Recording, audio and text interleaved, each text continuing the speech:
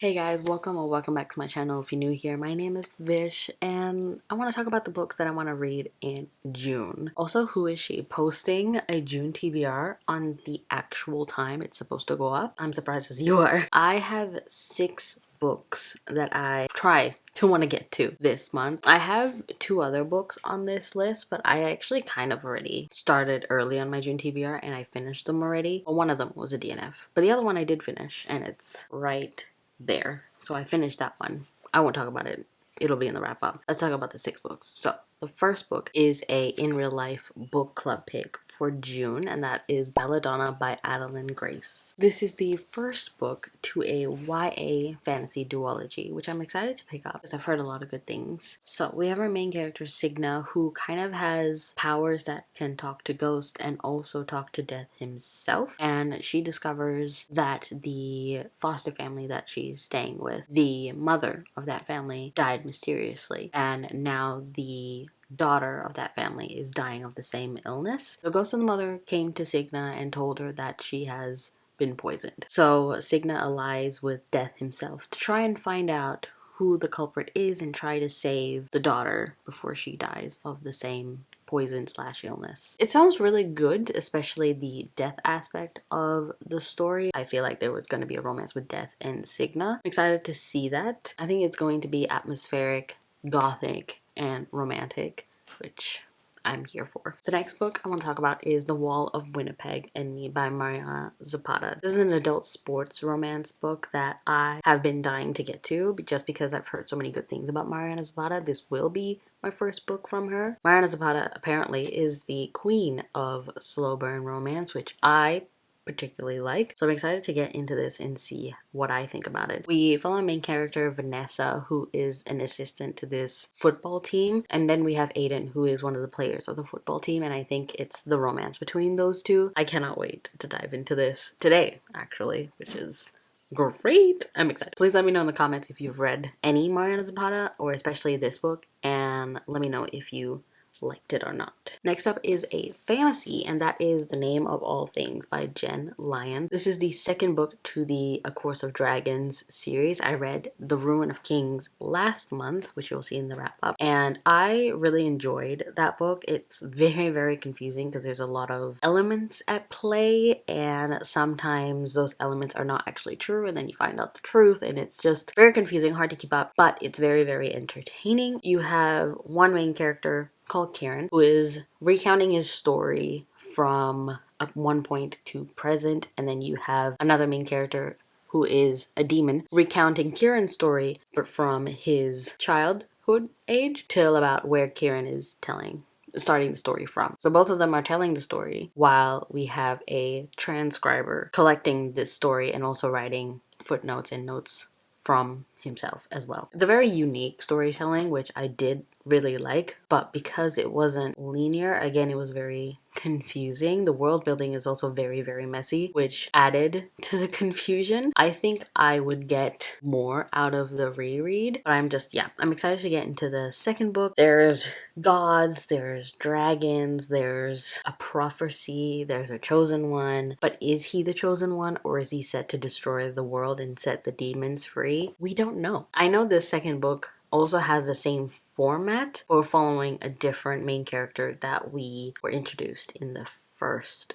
book. I'm not sure how I feel about the same storytelling method. I just hope that it's not continued throughout the series and it's just the first 2. Let me know if you know if that's the case. But either way, I'm excited to dive into this. And then we have another romance, which is the sequel to the book that I just read, which is My Dark Romeo. And the sequel is My Dark Desire by S. Huntington and L.J. Shen, if I'm not mistaken. This is the second book to the My Dark Romeo series. I think it's called Dark Prince Road series. And I just really, really enjoyed My Dark Romeo because it was angsty, entertaining, messy, toxic, and I just ate it all up. I stayed up till like 6 a.m. reading this book. It was crazy. So I am so glad that the second book is already out. I'm not sure when the third book is, but I'm just excited. And I think we're following... I just read the synopsis of the second book and I'm actually so excited. Anyway, it follows one of Romeo's best friends, who is the main character of My Dark Romeo. And his best friend Zach, who is like a billionaire tech genius kind of person. Oh my god, the synopsis doesn't even tell me her name. Anyway, we have our main character, a girl who actually sneaks into Zach's house, and I just said he is a tech genius, so obviously he notices, and he decides to keep her as the help. So I guess it's like a romance of convenience. Again, we have that hate to love trope in this, which I love, and it's actually really true in My Dark Romeo. They hate each other, hence why it's very toxic and messy. So I think it's going to be the same with My Dark Desire. So this is going to be very, very interesting, and I'm so excited to read this. And then I have another 3 books that are possibilities. Maybe I'll get to them. So the first one is This Woven Kingdom by Tahera Mafi. This is a young adult fantasy book that I have just been drawn to this recently. I've heard a lot of good things from Erin from Booked and Busy. I trust her fantasy recommendations, and she really, really liked this, and the synopsis is just giving me Daevabad vibes. So we're following our main character Alize, who is a long lost heir to this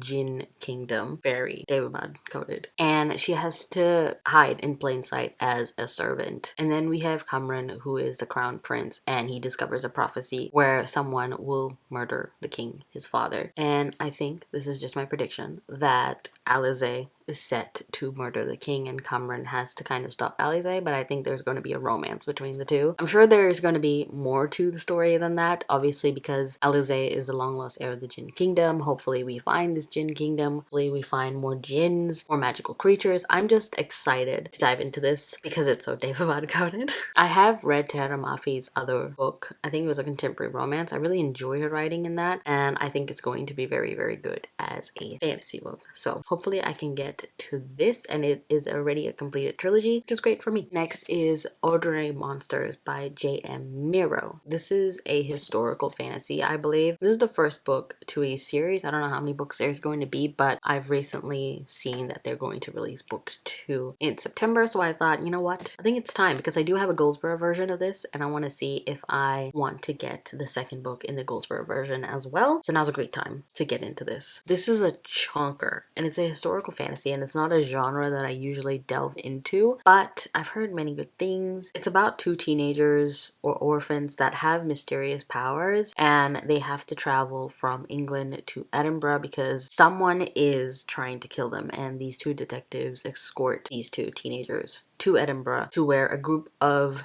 children have gathered at this institute to, I guess, try to protect them from whoever is hunting them. It sounds really, really good, so I'm going to give this a try. I'm not going to be surprised if I DNF this, if I'm not like into it, it's very slow, or it's too historical. We'll see what happens, but I'm still going to give this a try. I do really love this cover though. And the last possible book that I want to pick up in June is The Hurricane Wars by Thea Guanzin. This is the Fairy Loot edition that's very, very gorgeous. I've heard that the second book is coming out, and Fairy Loot is doing an edition of the second book. So just like Ordinary Monsters, I want to see if I like the first book before I get the second book in the same edition. I've heard mixed things about this. Some love it, some hate it. This is Raylo fanfic.